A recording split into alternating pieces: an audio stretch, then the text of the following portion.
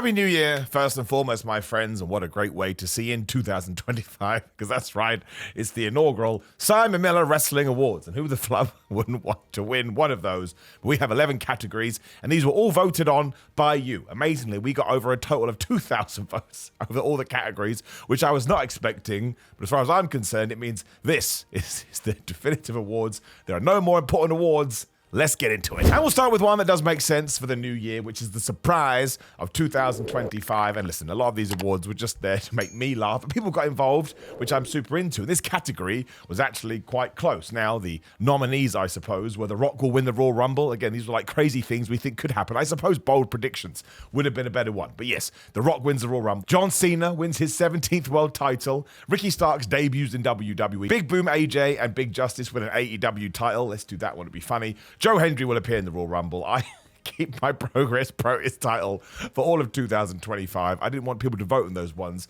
It just made me laugh. Bobby Lashley wins an AEW title. Trish Stratus has one last match. Or Kevin Owens wins the WWE title. I'm going to do it top three. I think that makes it far more exciting. Maybe you're excited. I don't know. And in third place is Joe Hendry appearing in the Royal Rumble. And that's actually quite timely because, of course, he was on NXT last night and he said anytime, any show. So maybe he will be back in WWE soon. In second place, it was Kevin Owens winning a WWE title. So you're people after my heart. But the surprise of 2025, as voted for, I guess we got an Ascend Award to this guy. Don't know how that's going to work, is John Cena winning his 17th World Championship. So bravo, John. We've all decided that's the big, bold thing we want to see in 2025. And let's face it, it's probably going to happen, so it's not actually that bold at all. And we move on to the next category. Again, very over on my own taste, but it is what was the best Goofy Wrestling for Life segment or the best Goofy for Life wrestler. What basically summed up Goofy Wrestling for Life the best in 2024. And the categories were Harley Cameron dresses up like a cat and other crazy promos. A shout out to Harley Cameron, who, as far as I'm concerned, was a treat throughout the year. The Outrunners versus Orange Cassidy for that match on Collision or Rampage. I can't remember now, but I put that match in my 10 matches of the year because, like, you know what? Wrestling's there to be fun. People have been yelling at me ever since. Okada accidentally stopping the Acclaim's rap. You remember that? When he goes, "I'm so sorry." And he pushed the button. Genuinely made me laugh out loud. I, clearly in the minority, enjoyed Okada so much as an idiot. I also put Okada flirting with Mercedes Moné. Mercedes Moné telling Camille off for failing to kill Chris Statlander, which was an underrated one. Not enough people talked about that. R-Truth and the Judgment Day, obviously we can't forget about it. Pretty much everything that Chelsea Green did throughout the year. Joe Hendry's music videos, which did go crazy viral in the middle of the year. Solo Sikoa becoming a walking emoji.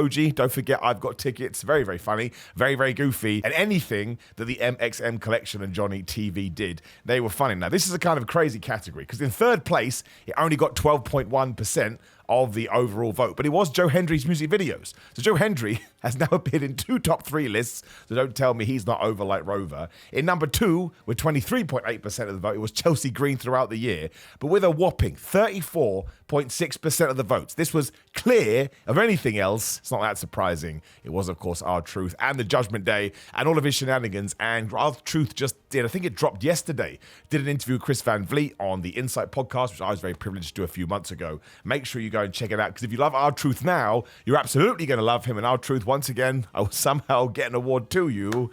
I have no idea how that's going to happen. Right, let's get into a serious one here, and I don't want to give it away too much, but this was a landslide, which I guess kind of shows, or there's evidence to, suggest what the majority of wrestling fans are watching, or at least people that are sort of focused on my stuff, which is totally cool.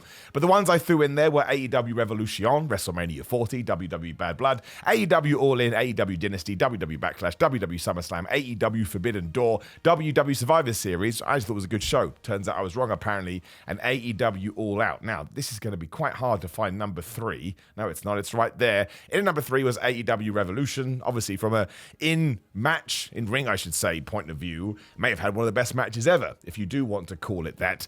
And then in second place was AEW All In, with 15.5% of the vote, which just goes to show who did win this. And yes, listen, given that we are trying to turn All In into AEW's WrestleMania, I think the 2 they've done at Wembley Stadium have been very good. And this last one especially was filled with wonderful moments, so I do think it deserves a shout out. But with 57.1% of the vote, so again, ain't nothing coming close to this. It was WWE Backlash. Of course it wasn't, for the person that reacted or in the comments. I appreciate you.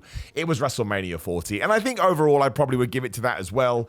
Cody Rhodes winning the championship, again, absolutely fantastic moment. The Rock being involved, everything with Seth Rollins, Drew McIntyre, CM Punk, which was then used, and Damian Priest to sort of sort out the rest of the year. I think it was my favorite pay-per-view as well because it just felt like WrestleMania should, right? It felt like a big deal, and again, you guys felt the same. 57.1% of the vote is ridiculous. Now, how we send a trophy to what is essentially an inanimate object, I don't know. I'll do my best. So the next one, we're going to throw out the result, right? I deliberately did this because I thought it would be funny, and I thought my sense of humor clearly goes off the rails sometimes. But it's Best Bald Wrestler. You'll see what I'm talking about when I go through the nominees, because it was Claudio Castagnoli, as I accidentally pushed a button I didn't mean to. Claudio Castagnoli, Dax Harwood, Bobby Lashley, Baron Corbin, Simon Miller, and then in brackets, this is a joke, don't vote for this. There wasn't some sort of like, ha, you should vote for us. Like, no, don't. I didn't think anybody would. Shelton Benjamin, The Rock, Tommaso Ciampa, John Moxley, and Ricochet. We're just going to go back to front with this one, because with 40.6% of the vote, is me. Now, listen, I only put myself in there because, again, when you think of something dumb, maybe you're not like me, I don't know. That is super kind, though. It was very humbling. When I did see that, it just goes to show I do think we've managed to sort of build a very, very nice community around all of this. And I appreciate that, but I'm not going to give it to myself. I'm not trying to be humble, but it's not fair. But I still appreciate it, right? And I'm still going to smile about that for a while. But number 2, or technically 3, depending how you look at it, we'll go with 3. We'll just call it 3 and 2, and we'll focus on that. But with 11.5% of the vote was John Moxley. He has become somewhat of a divisive figure recently, so that was interesting. But then number 2, Claudio Castagnoli was 17.7% of the vote. I think that's awesome because I still think he's massively underrated. I think him going to AEW is absolutely the best thing. I mean, maybe there's some other jumping ships we've seen that haven't really worked out. But Claudio, man, he is one of these all-time wrestlers that doesn't get talked about enough because, I don't know, because some people think he can't do super-duper good promos. His promos are still fine, though. Some people are, oh man, he's the worst promo ever. I wouldn't go that far. And if nothing else, wrestling sometimes can be more about, you know, what you can do really well. And Claudio in the ring, I think, is one of a kind. So screw it. I'll take the award. Why not? It's a brand new year.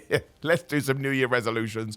So thank you, because genuinely, I've said it once, I'll say it twice. That will make me smile for a while. And move on to another big one. Maybe the biggest one, depending on how you do watch wrestling. Goes back to our last conversation. The best promo of 2024. Who's the best with a mic? Who is the best at talking?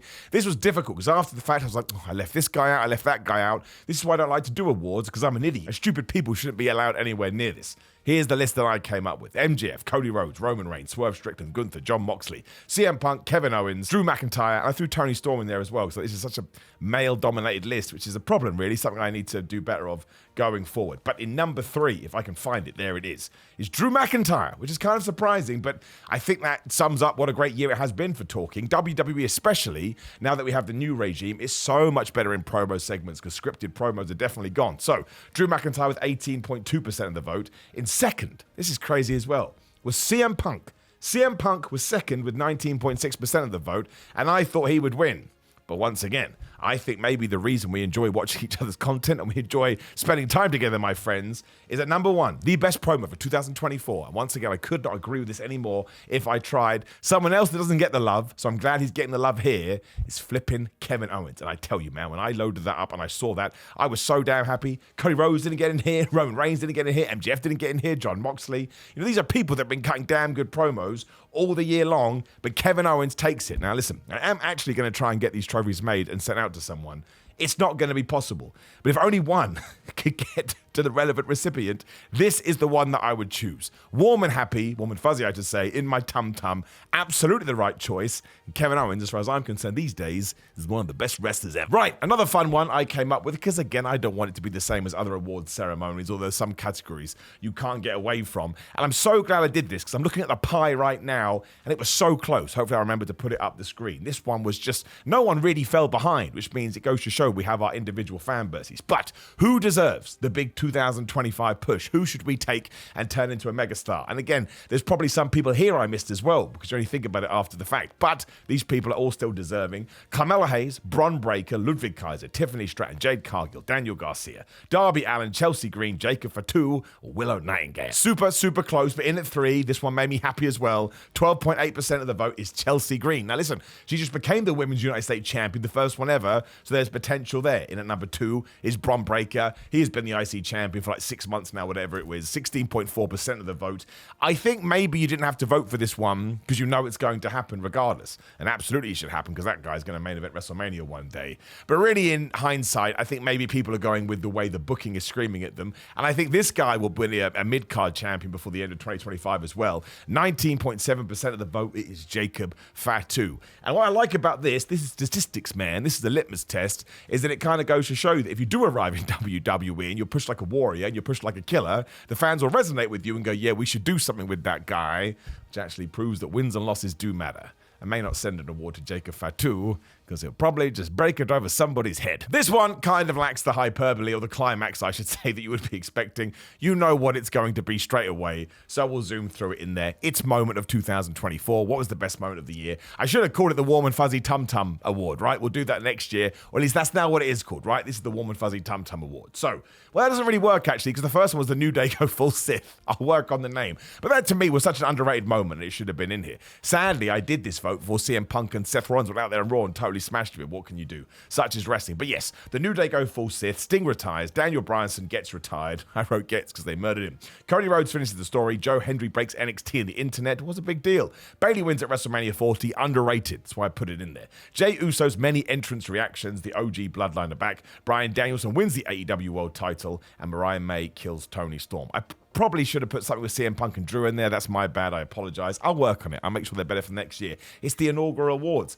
Now, the space between 4 and 3 was only 0.5%. So that's pretty good. But in at number 3, it's Bryan Danielson wins the AEW World title. 11.8%. I mean, I was there, and the match was amazing. It really was. But the true moment was him in the ring with his kids and Brie Bella. I was very blessed to be second row, so I got to see all of this. And you could just see how happy he was in his face. That's what wrestling is all about. In at number 2, once again, someone, if you're talking about the Iron Man of the awards, 14.2%. Joe Hendry breaks NXT and the internet. He has a lot of fans. I'm sure you've worked out number 1. Cody Rhodes finishes his story with 41.4%. Once again, this shows the power of storylines in wrestling. This shows the power of, I'll use the word for the second time, resonating with the wrestler that you really care about. I'm sure we all enjoyed the match, and I'm sure we were all devastated what happened at WrestleMania 39. But ultimately, when WWE did pull the trigger, it hit you where it was meant to. Another kind of fun one, and again, I'm definitely going to do more of these next year, because the pie, man, it is chopped up like we're going to share this out. It is the biggest surprise package of 2024, or the most improved. I guess you could call it Rookie of the Year, but some of these people aren't rookies. But Harley Cameron, absolutely, what a terrific 2024. Chelsea Green, Ridge Holland, who destroyed Chase U and got mega heat, even though he was never able to get heat before that. It's a fair play to that guy. The Outrunners, surprise of the year, wonderful. Carl Fletcher, Nia Jax, Damian Priest, Jada Parker, Dominic Mysterio, or Liv Morgan. Now listen, this pie is so damn whack, I've got to figure out where to start there. Chelsea Green, 15.1%. So the real MVPs of this whole thing are Chelsea Green and Joe Hendry, surely. But 15.1% of the vote. In at 2, this one makes me happy as well, with 15.3%. So only 0.2% difference. It's Damian Priest. This also goes back to our last conversation. If you push someone, allow them to be themselves, the fans will gravitate towards you. But number 1, with 17.2%, a future babyface, a future WWE champion as far as I'm concerned, and of course a veteran going 20-odd years, wherever it's been, it's Dominic Mysterio. Guy was awesome. His first 6 months were better than his second 6 months, but it's because he understands wrestling, he understands his character, and he knew he had to take a step back to allow other people to shine. So Dominic Mysterio will be involved in award ceremonies for a long time to come. It's that Mysterio genes, man. If you've got them, should probably become a wrestler. When we get into arguably the 3 biggest categories, and we start with match of the year. What was your favorite match of 2024? 1 and 2 was pretty close. Nothing else really came close, though. And again, I missed some off this list. I'm sorry. I'm rubbish, okay? You'll have to forgive me. But Bryan Danielson versus Swerve from All In. Roman Reigns versus Cody Rhodes from WrestleMania. Gunther versus Sami Zayn, also from WrestleMania. It was a great show, hence why it won. Bayley versus Io Sky from WrestleMania. Bryan Danielson versus Will Ospreay from AEW Dynasty. The AEW Casino Gauntlet match. That was one for me mostly at All In. I loved it. Will Ospreay versus MJF, also from All In. I think that's underrated for sure. Anna Page versus Swerve Strickland All Out when they tried to kill each other. That really is controversial. Sting and Darby Allin versus the Young Bucks at Revolution. Sting's last ever match. Willow Nightingale versus Chris Statlander at AEW All Out, which was fantastic. Let's not stop talking about that. And of course, CM Punk versus Drew McIntyre, WWE Bad Blood Hell in a Cell. Now, number 3 was way off. 10.3% of the vote. And it was Bryan Danielson versus Will Ospreay from AEW Dynasty. Now listen, if you're just talking about in-ring action, this is one of the best matches of the modern era. It truly is. It's why I left Will Ospreay out of my 10 best matches when we did my own personal choices. I wrote a comment on this, but people don't read the comments anymore, apparently. One, I just wanted to make sure other matches got a shout out. And two, otherwise the list was just going to be Will Ospreay, Will Ospreay, Will Ospreay. It's a compliment to Will Ospreay. Some people thought I was insulting him. No, I was trying to put him over even more. Not that he needs it from me. In at number 2, surprisingly, maybe not so, was Roman Reigns versus Cody Rhodes at WrestleMania 40 with 25.9% of the vote. I love this for the second half when it goes full on sports entertainment. There's no match and people just do cameos and they turn up. It's absolutely fantastic, which of course, and you know what, in hindsight, I can't remember what I put it in my list, but I think I'd probably retroactively switch it around. With 31.6% of the total vote, CM Punk versus Drew McIntyre, WWE Bad Blood, which goes to show it's all about story, it's all about feuds, it's all about brutality, shout out Rhea Ripley, it's all about violence, and it's all about allowing you to buy in and feel something emotionally. Totally deserved. It's probably the food of the year too, which I should have included in this list, but I forgot. When we get to Women's Wrestler of the Year, again, I personally would rather do a whole category of Wrestler of the Year, but people have told me, no, we shouldn't do that, given the way the companies do divide them up, which is fair. Is that right? Is that wrong? I don't know. But the people I chose in the nominees were Rhea Ripley, Willow Nightingale, Mercedes Moné, Mariah May, Can't Talk, Toni Storm, Liv Morgan, Io Sky, Jordynne Grace, Athena, she didn't get enough of a shout out, and Bayley. Now, this was a bit of a crushing as well. Third place was Liv Morgan, 12.8%. Definitely the best year of her career. She's done absolutely great. Toni Storm in, 21.7% of the vote. Again, the timeless character, right into the old school rock and roll character. She just gets wrestling, and she's absolutely brilliant. But with number 1, this made me happy as well. With 37% of the vote, Rhea Ripley. Now, in certain weird corners of the internet, as most of you will have seen, you get people going, oh man, she doesn't sell enough, blah, blah. Screw all of that, man. She's huge. She's massive in terms of her popularity as we do grow. She's going to be an even bigger star in 2025. She's a great wrestler. She understands her character. I do think she's a bit of a role model in the sense that you can see her evolve throughout the years, and now she's unashamedly herself, which I think is great. Rhea Ripley is awesome, and no, I don't want her to start selling. That would really, really suck. Which brings us to the Men's Wrestler of the Year, and this one was close too, which again makes me happy. Now listen, someone would have been left out here. I do apologize, but Cody Rhodes, Roman Reigns, Bryan Danielson, Swerve Strickland, MJF, Will Ospreay, Damian Priest, Gunther, Drew McIntyre, and CM Punk. I'm so excited to reveal this one to you. Somehow I will get this award to him. How, I do not know. In third place, Swerve Strickland with 17.2% of the vote.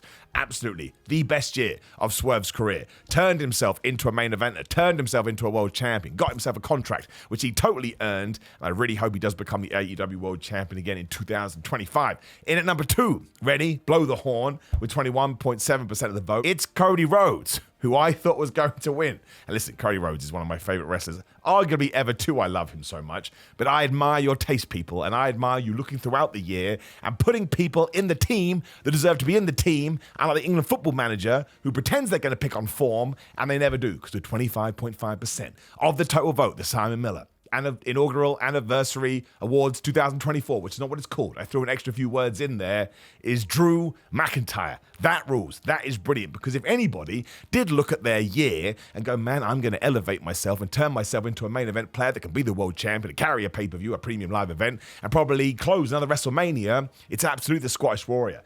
Especially because the CM Punk stuff wasn't even planned. That just happened. In fact, why isn't CM Punk? Where was CM Punk? CM Punk he only got 4.3% of the vote, which is crazy. I don't understand that at all. But this is why I love awards, right? They make no sense. But I am somehow, even if it's just a piece of paper, how I'm going to get his address, I don't know. Maybe I'll just tell him on social media. But I love that. And this is the coolest way. And this is why we'll do another awards ceremony. Because we get stuff like that, I guess you think to yourself, yes, damn it, Drew McIntyre does deserve all the accolades, because at the start of the year, I think most of us assumed he was going to be the world champion, but we didn't know about the Punk stuff. Obviously, WWE pivoted there, but you had your Cody Rhodes, you had your Roman Reigns and your Seth Rollins, and I suppose CM Punk at that time. And while Drew had done a great job the last couple of years, he just took himself to a complete other level. I give this a salute. That is fantastic news. Drew McIntyre, the Simon Miller Wrestling Awards Wrestler of the year. So honestly, thank you so much for giving me so many votes. I honestly thought we'd get like 5. So to get over 2,000 is very humbling and very cool. Now, I'm sure you would have screamed at your television, I can't believe that. So drop me a comment down there. Interact with the video as much as you can. Please do give me a subscribe and click that notification bell and click the video on the screen, which is me talking more probably about that CM Punk Seth Rollins promo, which really was best of the year stuff. Otherwise, if you're into your fitness, please go to GorillaMind.com/Simon. Use code Simon, get 10% off, sometimes 30% off. The Boxing Day sale is still on, I do believe. Simon Miller Fitness launches very soon as well, and it is sponsored by Gorilla Mind, so you can check that out too. Patreon.com/Simon316, Simon316 on social media, Simon J. Miller on TikTok, Simon Miller on Cameo, and then it's ProWrestlingTees.com/Simon Miller for my wrestling t-shirts. Once again, you've made this a lot of fun as I close my laptop for no reason, and I will see you throughout 2025.